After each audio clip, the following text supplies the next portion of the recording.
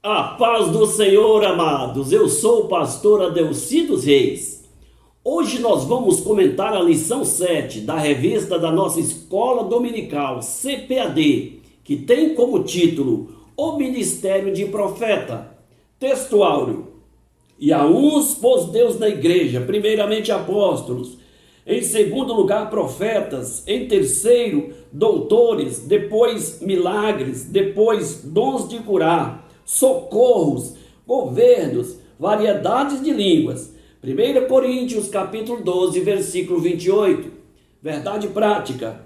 O ministério de profeta é fundamental para a Igreja de Cristo nos dias atuais. Amados, a carta do apóstolo Paulo aos Efésios, capítulo 4, versículo 11, o apóstolo Paulo enfatiza 5 dons ministeriais. E entre esses 5 dons está o ministério de profeta.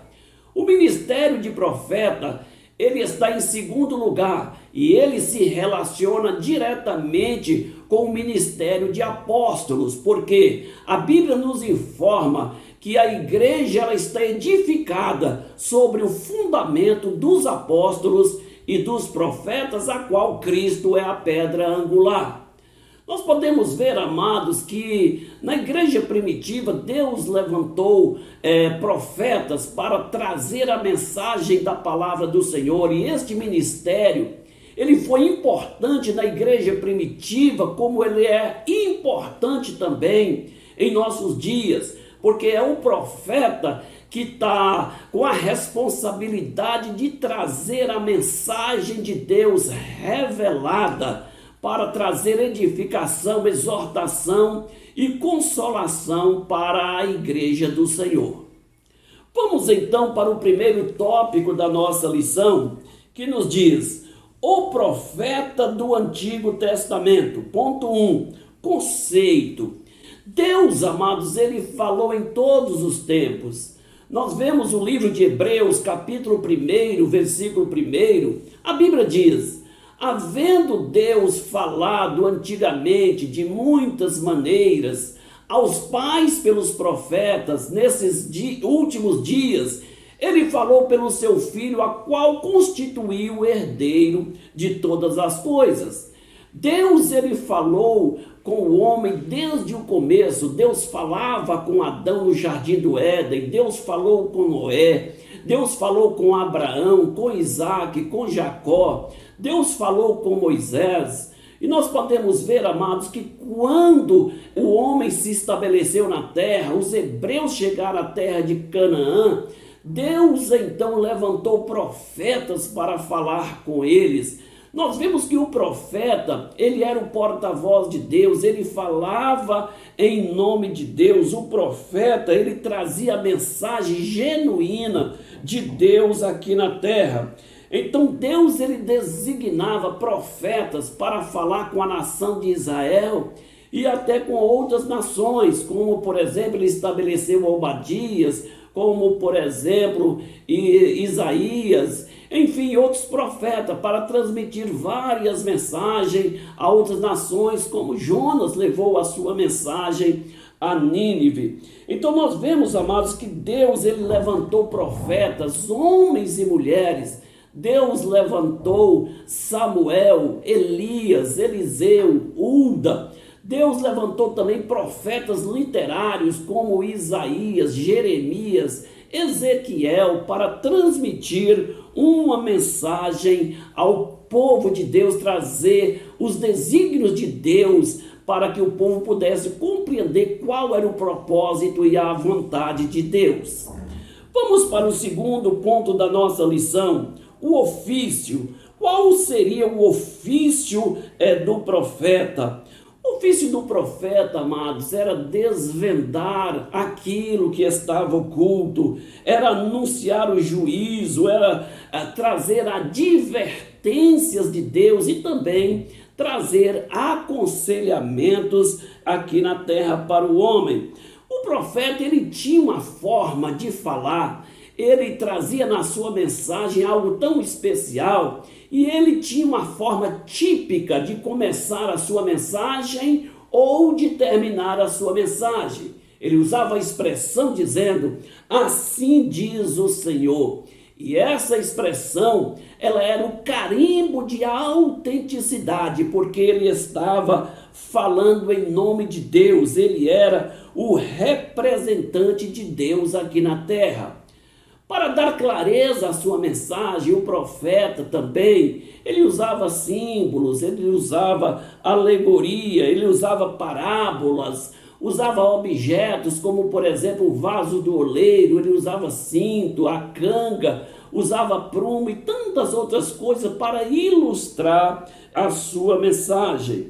Nós vemos que o profeta ele exerceu grande papel no período do reinado. Ele tinha o papel também de ser conselheiro do rei. Nós vemos que Isaías, ele era conselheiro do rei Uzias, Natã era conselheiro de Davi. E muitos reis, ao tomar as suas decisões, primeiramente, eles consultavam o profeta para saber qual era a direção do Senhor.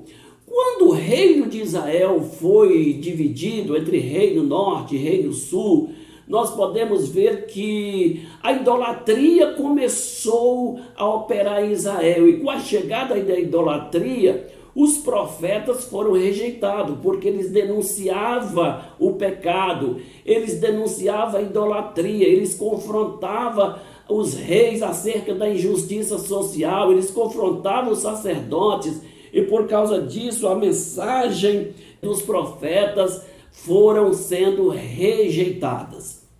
Vamos para o terceiro ponto, o profetismo. O que é profetismo, amados? Profetismo foi um movimento que surgiu em Israel e Judá na transição do século 9 para o século 8 a.C., e este período durou aproximadamente 300 anos até o cativeiro de Judá. Nesse tempo nós podemos ver que reinava a idolatria. O povo de Deus, ele deixou Deus e foi servir a Baal e Astarote. E o profeta, ele denunciava a idolatria, ele combatia a idolatria, ele tentava restabelecer o culto a Deus, o monoteísmo em Israel. E por causa disso, amado, a sua mensagem foi rejeitada, porque Israel estava servindo a Baal e Astarote. Quem era Astarote? Astarote era a deusa da mitologia da Suméria, em Canaã e na Mesopotâmia. Astarote, ela era a deusa da fertilidade, do amor e da guerra. Ela era considerada a esposa de Baal. E nos rituais de adoração a Astarote, envolvia sexo e orgia, onde homens e mulheres se prostituíam de forma terrível.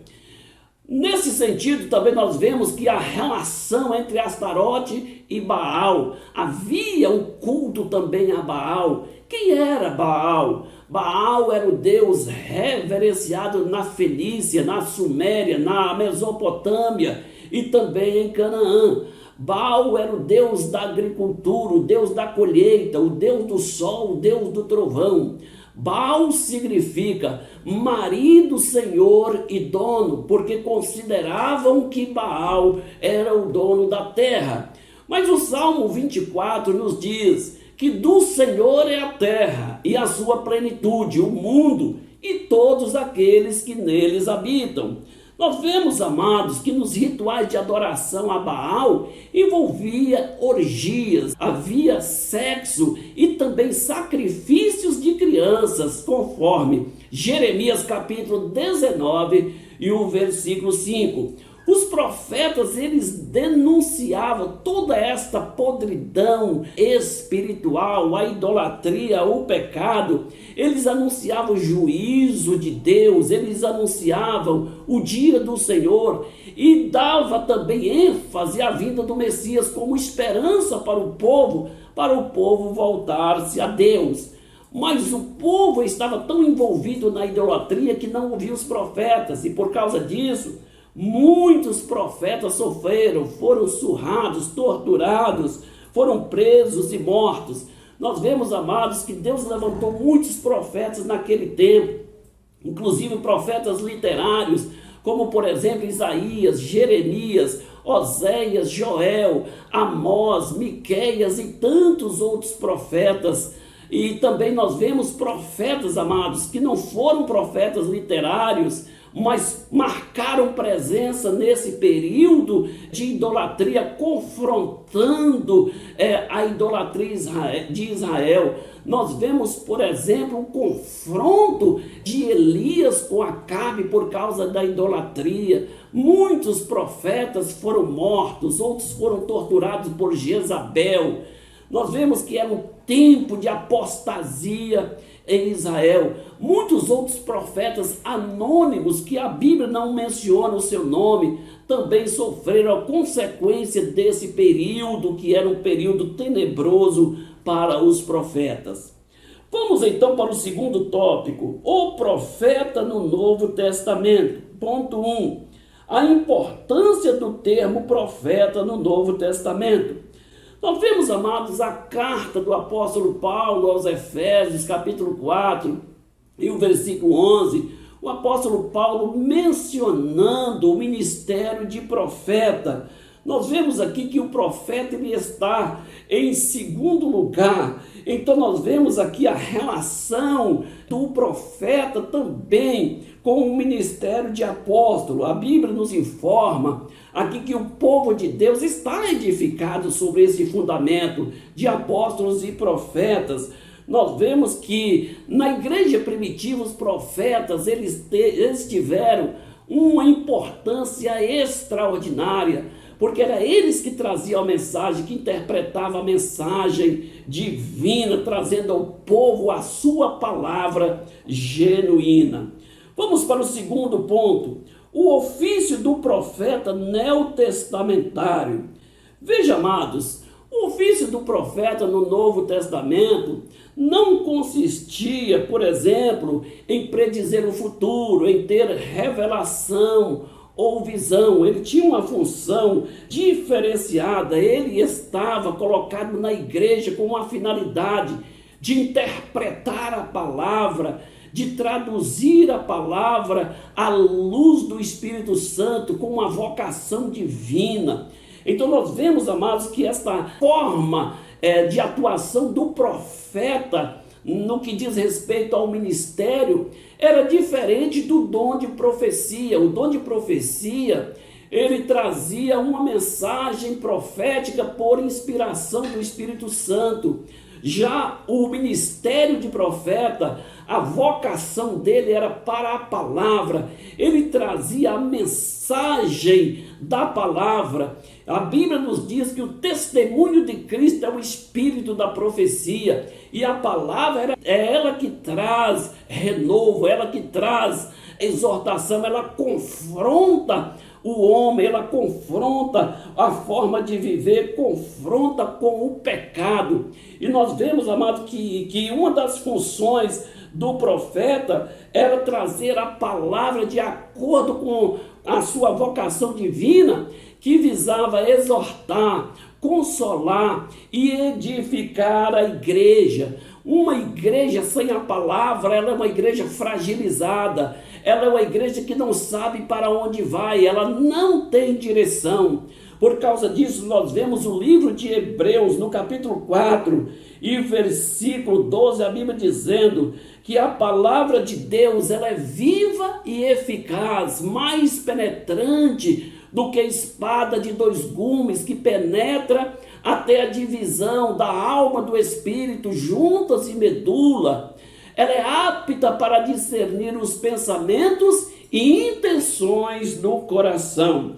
Então nós vemos que a função do ministério profético, ou seja, do profeta no Novo Testamento, no que diz respeito ao ministério, visava primeiramente desmascarar o pecado. A palavra de Deus confronta com o viver do ser humano. Nós vemos que o profeta, ele visava, amado, proclamar a justiça e advertir acerca do juízo. É isso que a palavra, ela nos traz. Ele também tinha a função de combater o mundanismo da igreja, tinha a função de combater a frieza. Nós sabemos, amado, que em nossos dias o mundanismo ele está patente na igreja. E Deus, ele precisa de profetas verdadeiros. Deus está precisando de profetas autênticos, com uma vocação divina para proclamar a sua palavra, para confrontar o viver cristão, para que a vida do cristão possa ser ajustada segundo a palavra, para que ele possa viver de acordo com a palavra. Nós vemos, amados, que por causa desse confrontamento, o profeta, em todos os tempos, ele foi questionado, às vezes ele foi rejeitado também na igreja. Vamos para o terceiro ponto. O objetivo do dom ministerial. Qual o objetivo do dom de ministério de profeta?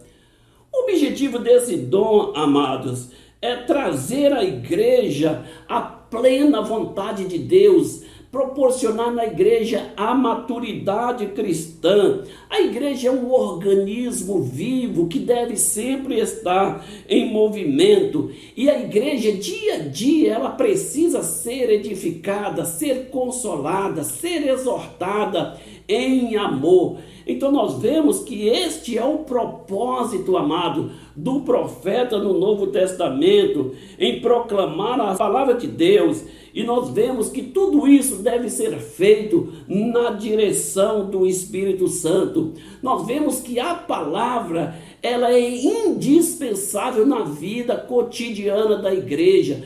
Tudo começa pela palavra. Os avivamentos que existiram em todos os tempos, eles começaram pela palavra. Sem a palavra não há ajuste, sem a palavra não há renúncia do pecado, sem a palavra não há avivamento. Avivamento sem a palavra não é avivamento, é ajuntamento. Avivamento sem a palavra, amado, não é avivamento, é movimento, é a palavra que traduz em avivamento, porque a palavra, ela vai ajustar a nossa forma de viver, a nossa forma, amado, de estar na presença do Senhor, renunciando o pecado, renunciando o mundanismo, renunciando o eu, visando sempre viver para a glória do Senhor. Vamos então, amados, para o terceiro tópico, discernindo o verdadeiro profeta do falso. Ponto 1, simplicidade versus arrogância. Veja só, amados, aqui nós podemos fazer uma distinção entre o verdadeiro profeta do falso profeta. O verdadeiro profeta, amados, ele tem uma característica. Qual a característica do verdadeiro profeta? Simplicidade e amor. Ele traz uma palavra, amados, muito embora essa palavra pode ser uma palavra dura, pode ser uma palavra até mesmo de juízo, mas ela é aplicada com amor. Por quê? Porque o profeta vai estar falando em nome de Deus, ele vai representar Deus. A Bíblia diz que Deus é amor, Deus é misericórdia, Deus, ele é bondade. Então o profeta de Deus, ele tem que aplicar a palavra tendo este sentimento de amor a Deus, sabendo que ele está tratando com a noiva do Cordeiro. Nós vemos, meus amados, muitos profetas que tiveram a sua mensagem praticada com amor, às vezes não foi nem aceito, como por exemplo Jeremias. Ele chorava, ele se humilhava, ele fazia tudo para que o povo pudesse ouvir a sua palavra. O povo rejeitava, o povo predia, lançava no poço, mas ele sempre visava trazer a palavra de Deus para que o povo pudesse mudar de posição, porque Deus mudaria também a situação do povo. Nós vemos o próprio Jesus, amados, o profeta por excelência. Nós vemos ele em Jerusalém. Jerusalém era reconhecido como matadouro dos profetas, mas Jesus, ele chora sobre Jerusalém. Ele olha para Jerusalém, amados, em Mateus, no capítulo 23, o versículo 37, ele chora e diz: Jerusalém, Jerusalém, que mata os profetas e apedreja os que a ti são enviados. Quantas vezes eu quis juntar os seus filhos, como a galinha junta a sua ninhada debaixo das suas asas, mas tu não quiseste. Veja só, este é o sentimento do profeta, este é o sentimento de amor do profeta. Mas nós podemos ver, amados, que este sentimento, ele é confrontado com o sentimento do profeta falso. O profeta falso, amado, ele procura apenas status, ele procura apenas posição, ele procura apenas, amados, benefícios próprios, vantagens pessoais.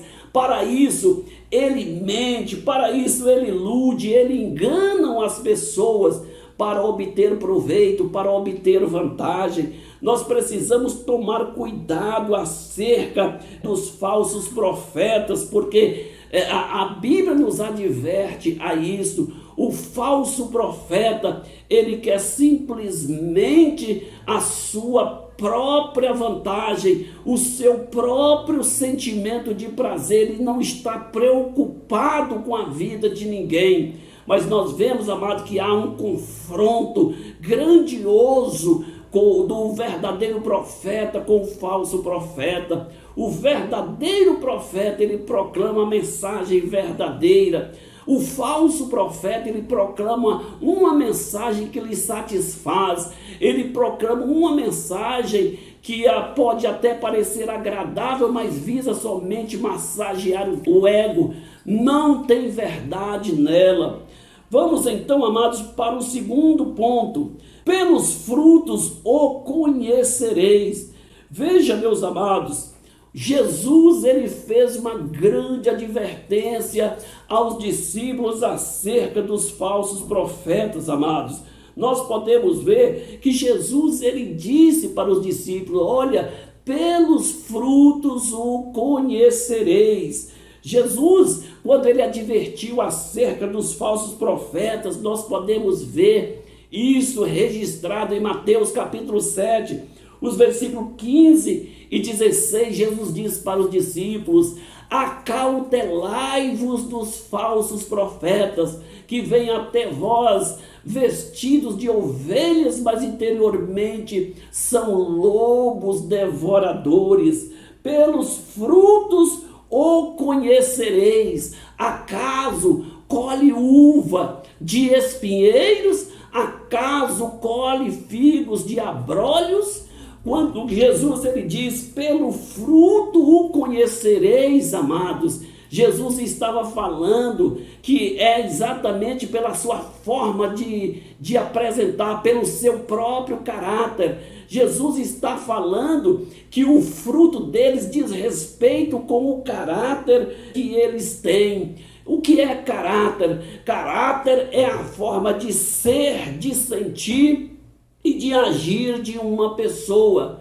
Caráter é o somatório das qualidades de uma pessoa, das qualidades morais de um indivíduo.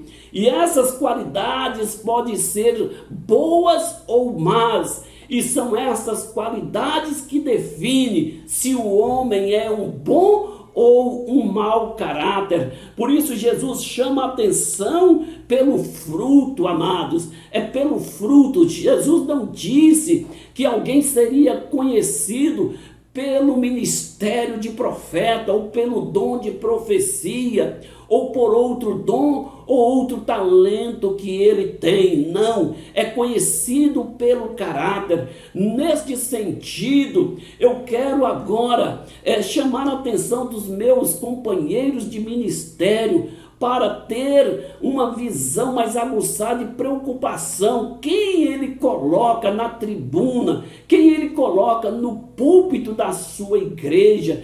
Veja qual é a procedência, qual é o fruto, como esse profeta, ele trata a sua esposa, como ele trata os seus filhos, qual a procedência, qual a igreja que ele congrega, quem é o pastor dele. Porque nós sabemos, amados, em nossos dias, muitos não tem pastores, diz que o pastor dele é Cristo. Por quê? Porque não tem identificação, amados.